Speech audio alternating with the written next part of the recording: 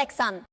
自從大陸出現燒烤店有美少女提供表演服務之後，一直網絡瘋傳，無論係抖音、Instagram 定係 Threads，都引來唔少轉載同埋討論。最近喺 Facebook 群組留意到，仲有一間大陸洗車店揾美女做招女，更加着上比堅尼泳裝為客戶洗車。呢個創意招數即刻引起網友熱議，成為社交媒體嘅熱門話題。幾張圖片咧展示咗一位身穿比堅尼嘅美女㗎，佢專業咁用毛巾擦拭一架白色汽車嘅車頭同埋車輪，甚至掹低處理細節，仲有場面咧見佢坐喺車內清理方向盤同埋中央屏幕。動作自然優雅，腳踏透明高跟鞋，增添時尚感。背景係一間大陸車店，地點就唔知喺邊。睇翻圖片有一張宣傳海報，標榜周年慶比基尼洗車服務，列出一系列選擇同優惠，主題定為男人嘅浪漫比堅尼洗車服務，吸引顧客眼球。網友反應兩極，有留言話要組隊揸車去體驗，覺得新奇有趣；又有人話佢係杭州，距離香港好遠，無緣一試。